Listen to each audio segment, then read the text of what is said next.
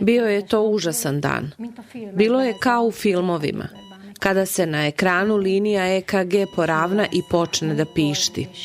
Imre Protar i njegova supruga prošli su kroz 3 uzastopne smrtne tragedije. Za čudo, Imre je još uvek živ i sposobniji je iz dana u dan. Moja ćerka i ja smo razgovarale preko interneta.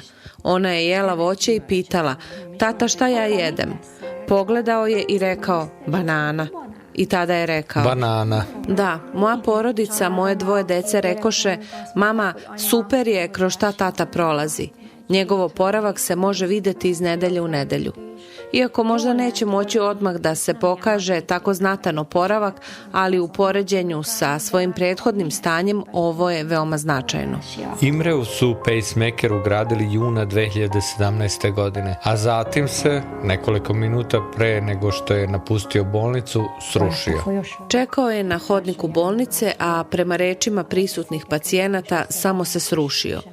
Nije mogao ništa da kaže, nije rekao da mu je pozlilo, bilo šta, ništa, a onda je sve nestalo. Odmah je prebačen na odeljenje intenzivne nege. Kad sam stigla tamo, bila sam šokirana i uletela sam na intenzivnu. Kapao je fiziološki rastvor. Nažalost, nije bio prisutan neurolog. Srušio se u 11:15, a u operacionoj sali tromb je uklonjen kroz krvni sud u 2:30. Krvni ugrušak je vrlo dugo blokirao ogromno područje. 80% moždanih udara ne uključuje krvarenje. Oni obično nastaju putem krvnih ugrušaka koji blokiraju jedan od krvnih sudova za mozak. Vreme je važan faktor u ovom slučaju, jer u nedostatku snabdevanja krvlju, zbog nedostatka kiseonika i hranljivih materija, nervne ćelije umiru u roku od nekoliko minuta. Zbog toga je veoma važno dobiti dijagnozu i započeti profesionalni tretman što je pre moguće. Odveli su ga na CT skeniranje, a lekari su rekli da je sve u redu. Rekla sam im da ne može biti dobro jer nije mogao da govori, jedno oko mu je gledalo levo, drugo desno. Krvni ugrušak koji je izazvao problem je na kraju, nakon više od 3 sata, kroz krvni sud uklonjen. 9 od 10 ljudi umire od ove intervencije. Preživeo je. Sutradan je ponovo imao moždani udar na istom području. Tada je započela prava bitka. Prvo je reanimiran, a zatim su mu presekli lobanju jer je u mozgu nastao edem. Morate znati da su doktori koristili sredstvo za razređivanje krvi jer je 2016. godine operisao aortni ventil i tamo mu je trebalo razređivanje krvi. Pa preživeo je operaciju. 3 nedelje su mi govorili da će umreti. Tada je pao u komu. Tada je prekinuto lečenje lekovima i rekli su da će, ako se ne probudi, za 4 dana ostati u komi. Samo sam ga držala za ruku i stalno sam govorila: bit će ti bolje, odveću te kući, obećavam. Podsjetila sam ga na ono što je govorio: nisam od plastike. Stalno sam mu govorila: znaš da nisi od plastike i moraš da ostaneš živ da vidiš kako se rađaju naši unuci, ne možeš da odustaneš. I nije se predao. Probudio se 8. dana. I ne znam šta je mogao da čuje u stanju kome, ali ponekad me je stisnuo za ruku.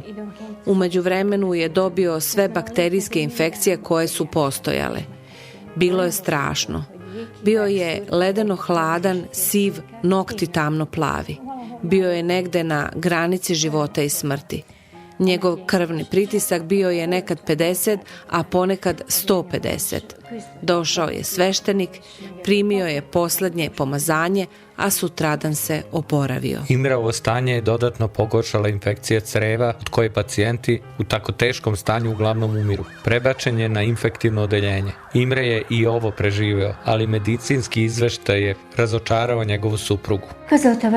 Doktor mi je rekao: gospođo, vaš suprug će biti velika beba. Nikada neće moći da hoda ili razgovara i morat će da nosi pelene. Bolje razmislite razmislite o tome da ga smestite u starački dom. I ja sam molila glavnog doktora da ne odustaje od njega, jer je reč o čoveku koji je čitav život radio, podigao 2 dece i pružio im najbolje obrazovanje. Rekla sam mu da mora ostati živ i da ću učiniti sve što je moguće kako bi ga mogla odvesti kući. I rekla sam mu da ne mogu da ga odvedem kući u trenutnom stanju, jer nisam mogla da ga podignem, ali želim da ga pošaljem direktno na rehabilitaciju. Doktor se protivio jer prema njegovom mišljenju on nije mogao biti rehabilitovan. Pa šef ustanove gde pacijent boravi mora da ga preusmeri. Rekao je: gospođo, ako više nema dijareju, ne mogu više da ga držim ovde. I stalno mi je govorio da ga vodim na odeljenje za negu, pa sam otišla tamo i predala svoj zahtev. Od tada je zahtev prisutan, ali me nisu pozvali. Već sam bodrila svog siromašnog muža da idemo na rehabilitaciju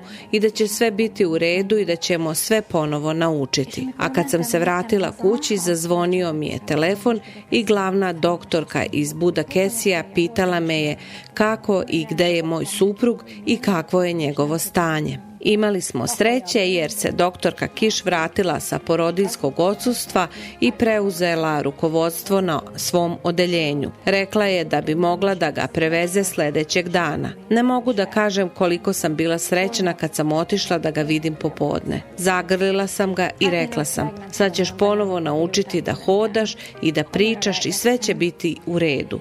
Tačno, zar ne? Da. Da. És minden rendben lesz. Így volt? Igen. Činilo se da je Imre konačno na putu oporavka, ali na nesreću nakon 8 meseci pozitivne rehabilitacije nastalo je još jedno po život opasno stanje. Bio je to na početku vrlo težak period kada je njegova svest i svaka vrsta komunikacije sve jednostavno nestalo, sve. Sigurno ga je jako bolelo, ali kako nije mogao da progovori ni reč, nismo znali šta osjeća. 17. aprila dok je sedeo u svojim invalidskim kolicima, uhvatio se za grudi i izgubio svest. Imao je srčani udar i pukla mu je aneurizma koju je dobio nakon moždanog udara u aorti. Bilo je čudo da nije iskrvario do smrti. Objasnili su da je ožiljak od operacije ventila u blizini grudne kosti zaustavio krvarenje. Hitna pomoć nas je odvela u bolnicu St. Imre, tako da je rehabilitacija završena. Od tada pa nadalje nije bilo lekara koji bi ga operisao. Bilo mi je veoma teško da ga vratim kući iz bolnice St. Imre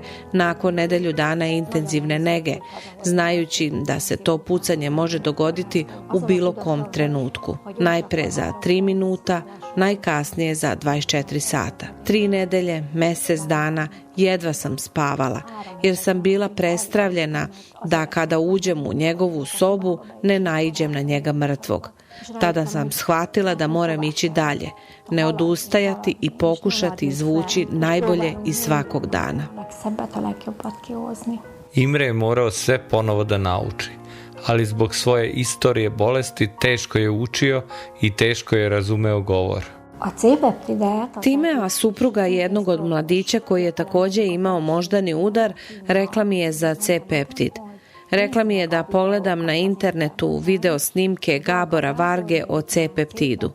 Pa sam pogledala prva 3 videa, a onda sam odmah nazvala Timeu i pitala je kada gospodin Varga dolazi ovde. Tako smo stupili u kontakt. Moram da kažem da sam nakon prva 3 dana ujutro ušla u suprugovu sobu i on me je dočekao sa smeškom. Pokazao je na desnu stranu skroz dole. Pitala sam da li boli. Ne, pitala sam. Je li utrnuto? Ne. I onda sam pitala da li su ti noge bolje. Tulajdonképpen rákérdeztem, jobb a lábad? Bolje. I tako se brzo oporavio. Najviše je osjećao razliku u nogama. Osjećao je to i u rukama, ali u velikoj meri i u nogama. Tako se to dogodilo, zar ne? Da? Da. Jo. C-peptid je supstanca koja se nalazi u svakom ljudskom telu jer je pankreas proizvodi zajedno sa insulinom. Ovaj lanac aminokiselina se također može proizvesti u laboratorijskim uslovima. Između ostalog aktivira metabolizam ćelija, ubrzavajući tako i procese regeneracije neurona u mozgu. Mnogobrojni pacijenti su svedočili da im se moždana sposobnost poboljšala nakon upotrebe C-peptida, što može često da se meri ubrzanjem percepcije ili rezultatima u učenju.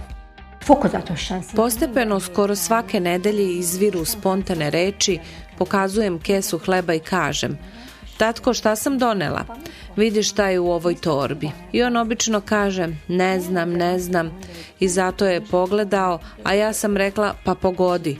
I vidjela sam ga kako razmišlja, a onda je zgrabio torbu, okrenuo je i iznenada rekao hleb. I ja sam navijala, a uveče sam rekla deci: zamislite da vaš otac može da kaže hleb. Također mnogo bolje razume šale, a ako su na primjer na radiju, kaže tišina.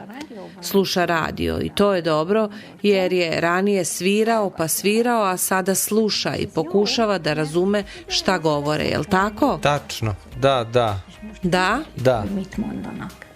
Így van ez, apa? Igen. Zbog efekta koji C-peptid ima na regeneraciju nervnog sistema, on također može poboljšati i motoričke funkcije.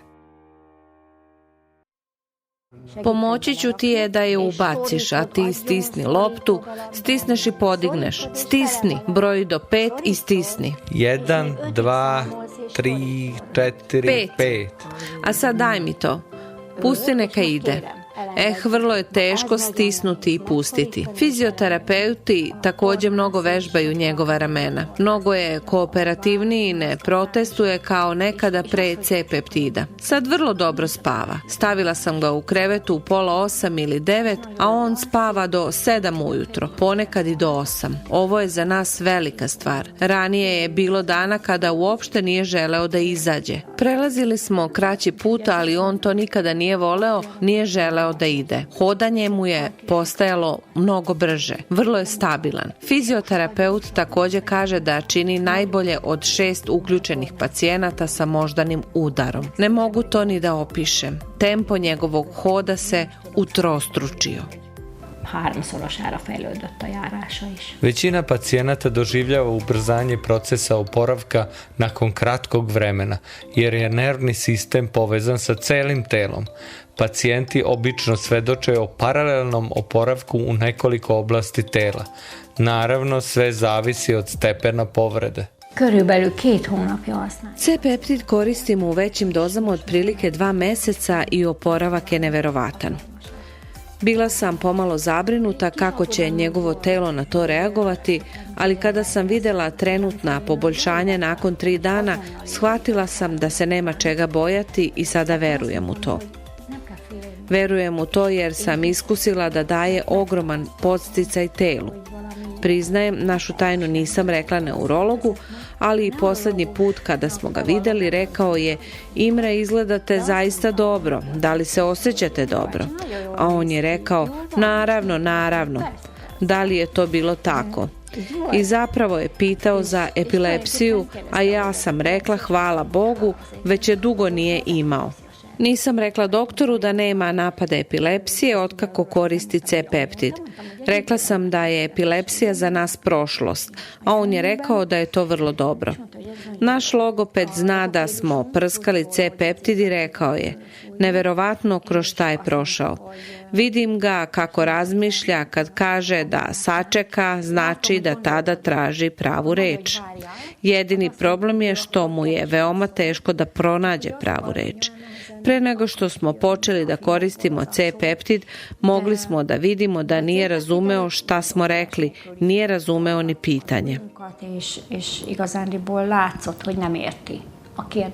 Imre osjeća promjene u svom telu, kao i činjenicu da se sve brže oporavlja. To mu naravno daje snagu i nadu, jer ima još puno posla za Imrea i njegovu brižljivu suprugu. Svakog dana uče, vežbaju i zahvaljuju se što je Imre živ i što je iz dana u dan sve bolje.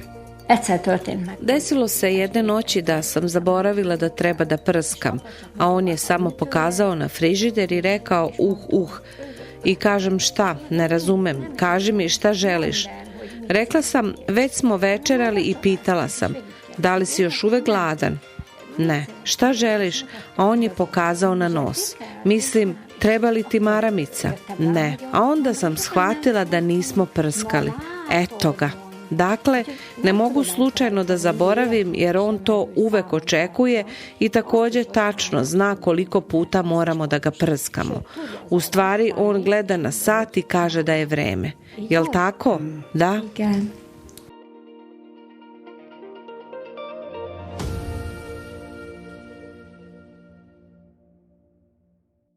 Informacije objavljene na ovoj web stranici nisu ispitane od strane Zavoda za kontrolu hrane i lekova ili bilo koje druge zdravstvene komisije. Ne nameravamo da postavimo dijagnozu, vršimo tretman, lečimo ili da sprečimo bilo koju bolest. Informacije podeljene na ovoj web stranici služe isključivo u obrazovne svrhe. Uvek se posavetujte sa lekarom, posebno ako ste trudni, dojite, uzimate lekove ili imate postojeću bolest.